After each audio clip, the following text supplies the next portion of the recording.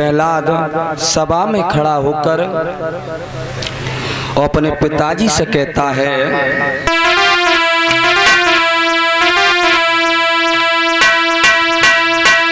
अरे सुना बबुल दे ध्यान लाओ तुम सब रोई बलुआ जमाई रे।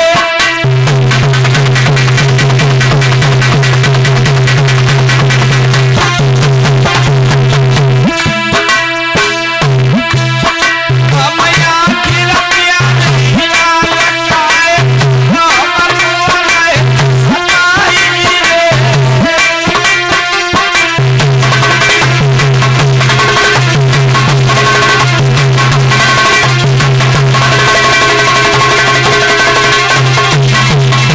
दादी, अरे मैं कोई गलत नहीं हूँ, तुम्हारा ही लड़का हूँ और पिता अपने लड़के के लिए पता नहीं क्या क्या करता है। और मैंने कोई गलत रास्ता भी नहीं अपनाया, सिर्फ प्रभु की शरण में है। और हमारा तो यही निवेदन है कि तुम भी उस भगवान की शरण में चले जाओ तो तुम्हारा जीवन सफल हो जाएगा। और कहता है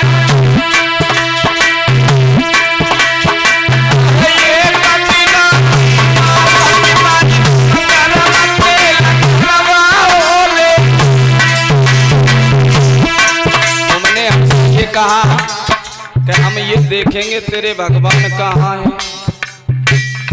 और जब तुमने परीक्षा ली तो तेल को गर्म करवाया तब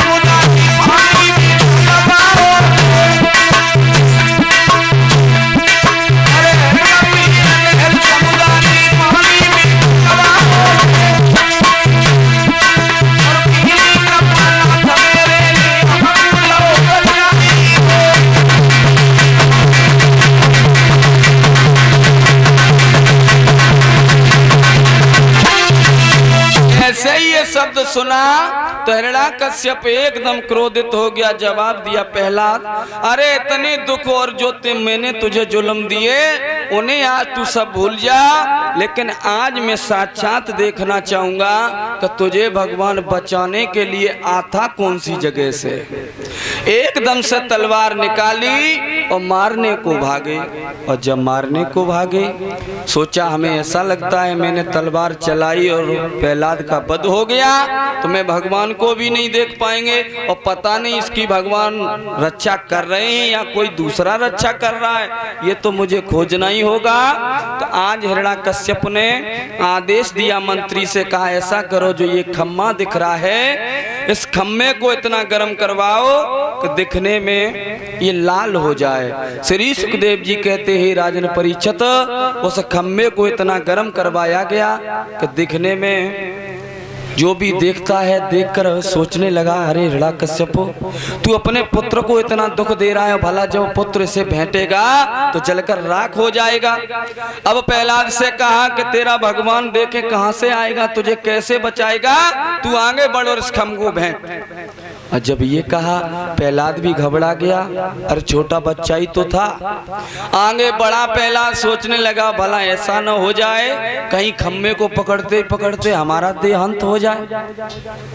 भगवान ने ये सोचा कि हमारा भक्त इस खम्भ को देखकर कहीं डर न जाए और कहूँ भक्ति से पीछे न चला जाए, तो देर नहीं की, एक चींटी का रूप धारण किया और नीचे से और ऊपर की तरफ खम्भे पे चढ़ने लगे। प्रहलाद की नजर पड़ी, प्रहलाद हंसने लगे, जवाब दिया बाजी बा, जब इस चींटी का कुछ नहीं हुआ और हम खम्भ को पकड़ेंगे तो मेरा क्या होगा।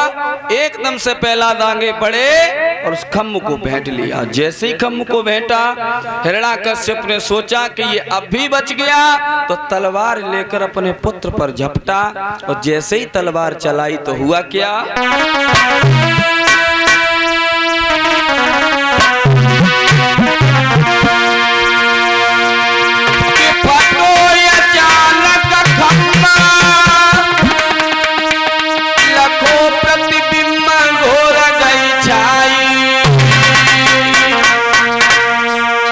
नरसिंह को रूप ले दैत्य सामने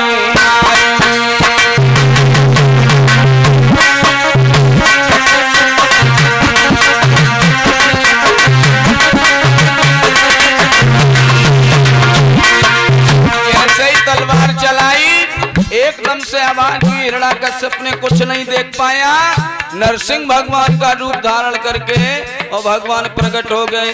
बोलिए नरसिंह भगवान की।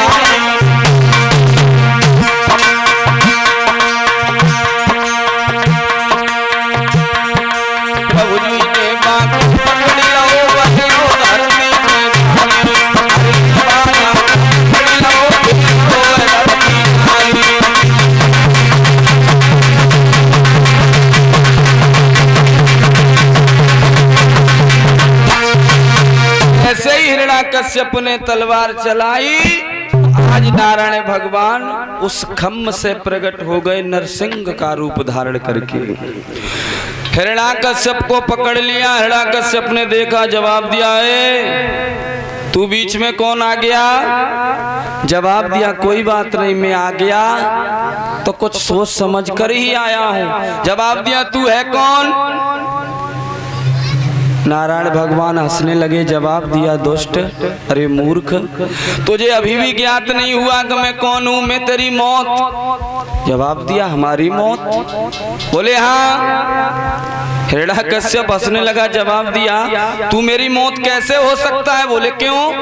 वो इसलिए कि हमारी कभी मृत्यु नहीं होगी। फिर मौत कहाँ से आई। भगवान ने जवाब दिया, तेरी मृत्यु क्यों नहीं होगी, ऐसा तूने क्या खा लिया। जवाब दिया, हमने ब्रह्मा जी से वरदान लिया। बोले क्या। तो हिरण्याकश्यप कहता है, मैंने ब्रह्मा जी से ये कहा था कि ना मैं दिन में मरूं न रात्रि में मरूं। भगवान ने जवाब दिया, पहले तू ये देख, दिन है या रात्रि है। तो हिरण्याकश्यप ने इधर उधर देखा, ना दिन है न रात्रि है, बीच का समय है, संध्या काली। जब इधर उधर देखा तो चकित रह गया, फिर हंसने लगा, बोला, फिर भी हमारी मौत नहीं होगी। बोले क्यों। वो इसलिए सृष्टि में किसी भी हथियार से हमारी मृत्यु नहीं है, मैंने ये भी वरदान लिया है, और तो हमें काय से मारोगे। भगवान बोले, पहले तू मेरे हाथों की तरफ देख, हम कोई हथियार लेके आए हैं क्या। जवाब दिया, नहीं।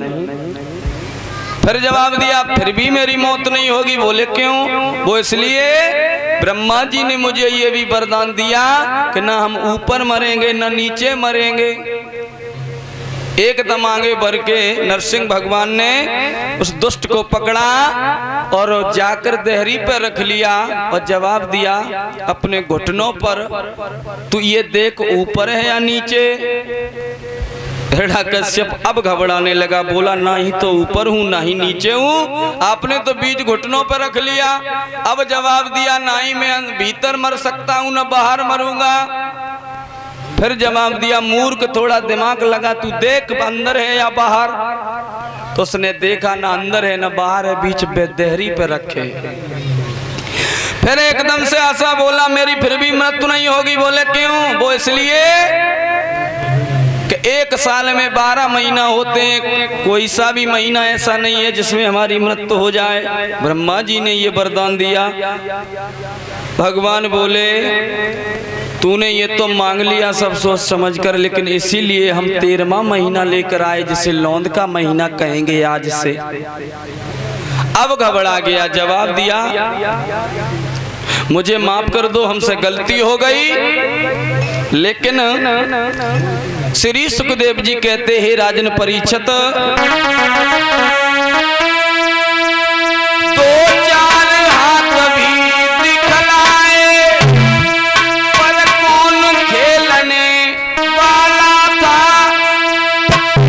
दिल की आँखी दिवाली थी, जीवन का हुआ दिवाला था भैया, जीवन का हुआ दिवाला था।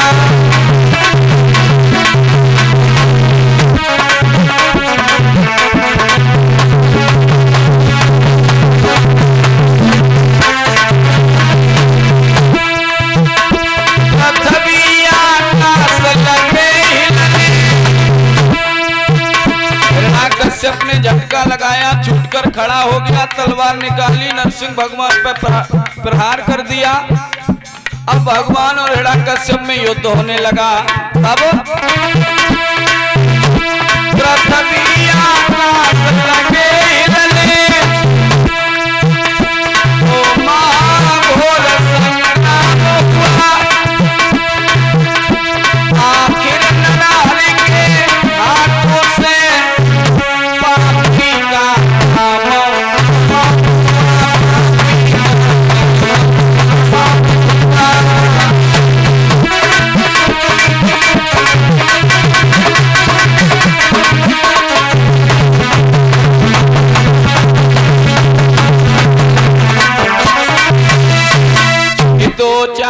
हाथ भी दिखलाए, पर कौन खेलने वाला था।